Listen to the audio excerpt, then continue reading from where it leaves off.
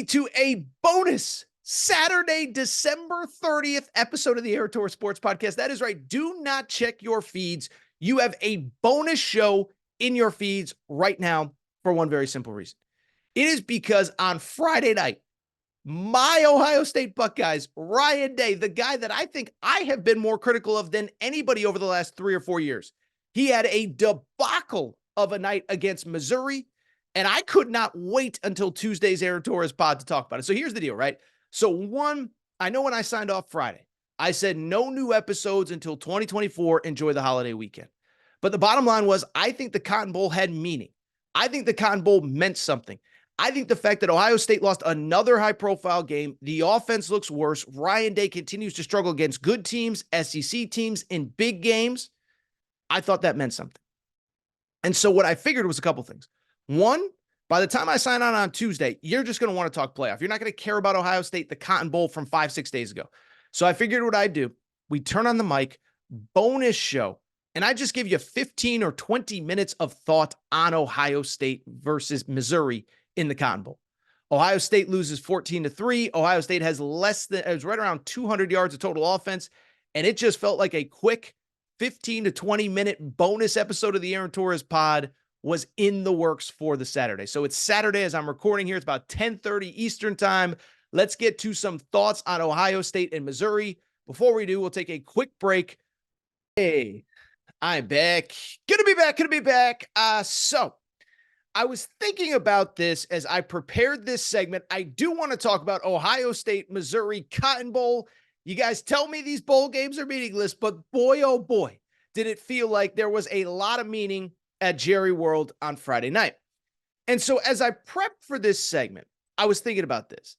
I think there is one thing that gets under the skin of every sports media member, that gives out opinions, that has strong opinions, whatever.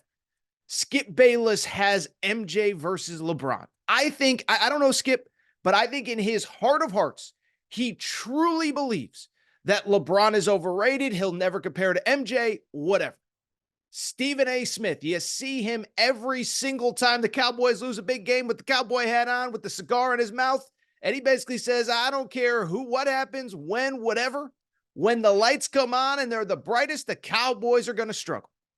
And so I bring it up because I think everybody who has strong opinions in the media really has that one thing that gets under their skin that they believe in their hearts more than anything to be the truth. Well, I bring it up because for your boy Torres, and to be clear, I'm not comparing myself to Skip Bayless and Stephen A. Smith in terms of success. I may never get there. But in my heart of hearts, I have truly believed essentially from the beginning that Ryan Day was simply not built for Ohio State, is not Urban Meyer, has let the program that Urban Meyer has handed him continue to decay, continue to get further from what it was, and that Ohio State will never be great under Ryan Day. Doesn't mean he needs to be fired, doesn't mean he's the worst human being in the world, doesn't mean he's a bad dad, doesn't mean he's a bad father. I just believe Ohio State is one of those Cadillac jobs where if you are the guy, it should be 10 years of nothing but the highest of high-level success. Well, I bring it up because we know Ryan Day's resume, and we now have, after all the losses to Michigan, after 3 straight years where you don't even play for a Big Ten title, we have yet another piece of proof that Ryan Day just might not be the guy for Ohio State, as on Friday night in the Cotton Bowl, in a game that you tell me is meaningless, but as I just said, it did not feel meaningless for Ohio State fans. They go in, they play Missouri, the 3rd, 4th best team in the SEC, and they play an ugly, sloppy, embarrassing game in which they lose 14-3 and finish with a grand total of 203 yards of total offense. And so we can beat around the bush, we can bury the lead, but this is just another notch under Ryan Day's belt. This is just another line on his resume that, I'm sorry, this guy just might not be built for Ohio State. Let's go ahead and dive in, and let's start with the obvious, okay? Anyone like myself who's criticizing Ryan Day, there are a few things that you have to acknowledge. One, Ryan Day was playing this game with essentially first his backup quarterback, Devin Brown. And then on top of that, it then turned into the third string quarterback because Devin Brown got hurt early in the game. Lincoln Kienholz, a true freshman from South Dakota, ended up playing the majority of the snaps. So I understand that Ryan Day had a third string quarterback in this game. And I understand that for the most part, you're not really going to have a ton of high level success with a third string quarterback. Just ask Florida State a few weeks ago. They beat Louisville, but boy, oh boy, was it ugly. Now, of course, there was one team that had a third string quarterback a few years ago, won a national championship, Ohio State, but that's neither here nor there. What I will also say about Ryan Day, and what I will give him credit for, is that on Friday night, that defense was elite. And I think that's one thing that no matter what you want to criticize Ryan Day for, he has, with the help of Jim Knowles, his offensive coordinator, he has fixed that defense. The defense was flying around. They got pros everywhere, and it was the defense that largely kept them in the game. So I think on the one hand, you could look at third string quarterback, elite defense, could have won, and it's a bowl game, and you did have Marvin Harrison Jr. opt out, and you sit there and say, come on, Torres, how much can you really blame Ryan Day? To his credit, the defense looks good. To his credit, it was a third string quarterback. And so I would sit there and say, I understand that part of the argument. But I also think when you dive deeper and you really peel back the layers of the onion, I'm sorry, but this really does fall on him, and this is another really bad loss. First of all, let me say this. Third string quarterback, non-third string quarterback, whatever. Isn't Ryan Day supposed to be an offensive genius?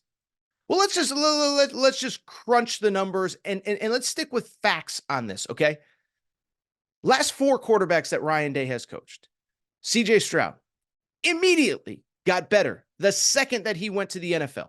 We were questioning CJ Stroud during the draft process, and as it turns out, he was awesome. It was an Ohio State problem. It wasn't a CJ Stroud problem. Then you have Kyle McCord.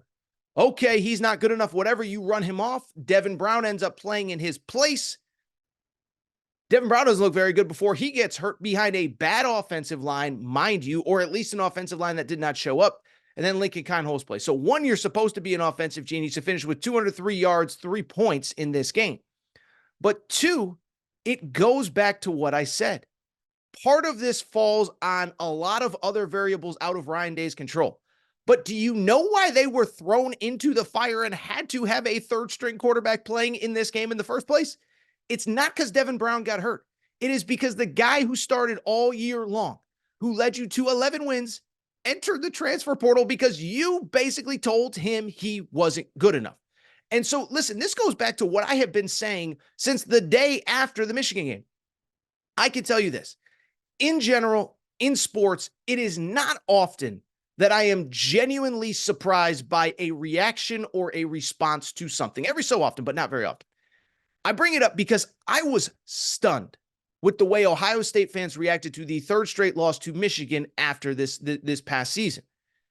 It felt like to me watching that game, and for Ohio State fans watching this video or listening on podcast, I watched the entire game, every single play, and I've watched every meaningful snap of Ohio State season, okay?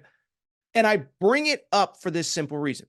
When I watched that Ohio State game, I thought that there were 3 reasons that Ohio State lost to Michigan. I thought that Ryan Day coached scared. Second drive of the game, you're on your own, 46, 47. You're basically at midfield. You decide to punt for a year after telling us, after screaming in Lou Holtz's face, we're tough, we're different. You don't get us on the biggest drive of the season to start the biggest rivalry of the season. You punt? Give me a break. The second reason I thought Ohio State lost, I know I'm going all over the place, but this will come full circle, I promise. The second reason I thought Ohio State lost to Michigan, I thought it was because the defense on the biggest drive of the year in the fourth quarter, they did hold Michigan to a field goal, but Michigan took 7 minutes off the clock with a 13-play drive.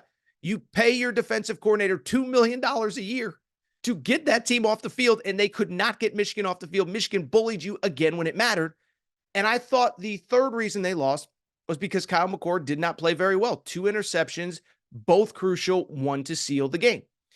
And so I bring that up because to bring it full circle, once the game went final, there was a lot of heat on Ryan Day, but then it became an indictment on Kyle McCord. And so the reason you're playing a third string quarterback is because you ran off the starter that won you 11 games. And I've said it all winter. Kyle McCord was not CJ Stroud. He was not Justin Fields, but he is not the only reason that you lost that game. And oh, by the way, for all the Ohio State fans, oh, he wanted a guarantee that he was going to be a starter, blah, blah, blah, blah, blah, this and that. Well, here's what I'm here to say. I don't know all of the inner workings. I certainly know what Ryan Day has leaked to the media. I don't know all the inner workings, but what I do know is this. Kyle McCord won that job coming out of fall camp. Tell me about Devin Brown. He was banged up. He was whatever. He was this. He was that. I don't really care. The bottom line is Devin Brown had all fall camp, then the first game of the season, then the second game of the season before Ryan Day had to give the job to Kyle McCord because Devin Brown could not win it. So don't blame me for Kyle McCord leaving. He had 1 year of eligibility left. He already won the job. You're clearly recruiting the portal, and you're clearly telling him Devin Brown is the better alternative. So for 6 weeks, all I heard was blame on Kyle McCord for this. And I do think this is the first time that Ryan Day there's just no excuse for this. Don't tell me about a third string. Don't tell me about this. Because every other big loss, there's been an excuse, right? The first loss to Michigan, or let's even go back. 2019, college football playoff. You blow a 16-point lead. Oh, it's the refs' fault. Then you lose to Michigan a few years later, 2021. Well, we were sick and the flu was running through the building and whatever, blah, blah, blah, blah, this and that. Then you play them again and you lose again. And you think, okay, that's problematic. Then all the Connor Stallions stuff comes out. And as I said at the time, it was like, well, I mean, obviously they only won because they've been stealing signs. Well, then you lose to them again. So first time it was the flu, then it becomes Connor Stallions, then you lose to him again, then you blame Kyle McCord. And so what happens in this game? Devin Brown doesn't look very good, gets beat up behind a bad O-line. Lakey Kineholtz doesn't look very good. Like at some point, there is only one constant, and that is Ryan Day. And so I sit there and say, like, how soon do Ohio State fans just have to see enough to acknowledge he ain't the guy? And I think there's a couple big picture concerns that I would have if I was Ohio State. One, this team is they just have lost the edge that Urban Meyer brought to them, okay? And I know we're now, 5 years removed from the Urban Meyer era, but this team every single year has gotten a little softer, a little softer, a little softer, a little softer. And then I think it all came to a head with what we saw on Friday night at the Cotton Bowl. Go back and watch that game. The defense played lights out, but there's no energy, there's no enthusiasm, there's no excitement, there's no fight when you go down. As a matter of fact, it felt like they kind of quit. It was they were actually up going into the fourth quarter, and yes, the defense was worn down. I'm not blaming the defense, but there's no fight, there's no energy, there's no want to, there's no this, there's no that, there's no nothing. Two, I think this is important. The offense is progressively getting worse. You're supposed to be an offensive genius. And I know in the Ohio State community, there's a big debate. Should Ryan Day even be calling plays? All I know is that the offense continues to get worse. Justin Fields was awesome. Then it gets a little bit worse. Then CJ Stroud, and you blame CJ Stroud. Then he goes to the NFL and you realize, okay, well, CJ Stroud really wasn't the problem. And then it was Kyle McCord. Now it was Devin Brown. And here's the scary part. I don't know if the answer is on the roster. I'll be blunt. I don't know if the answer is in the portal. And it's crazy to me because even after the game, you know what I saw trending? I saw Air Noland trending. Do you know who Air Noland is? He was the quarterback that's committed for this 2023 recruiting class that just signed this month. And so you look at Air Noland, and now all of a sudden he's the savior. So first, CJ Stroud was the problem. Then you realize he's not the problem. Then you blame Kyle McCord. Well, Devin Brown's got to be the answer. Well, I don't know. Devin Brown doesn't look like the answer. Well, what about, Lincoln Kineholtz? Well, now we got our true freshman has to step up. We have to go get somebody from the portal. At what point does it fall on Ryan Day? And so I'm going long. You get the point. And I do have kind of two quick thoughts to kind of wrap. One, the first thing I would say, another name that I saw trending on Friday night, which I thought was interesting, did see the name of Quinn Ewers trending on Twitter. Remember, Quinn Ewers committed to Ohio State, reclassifies early.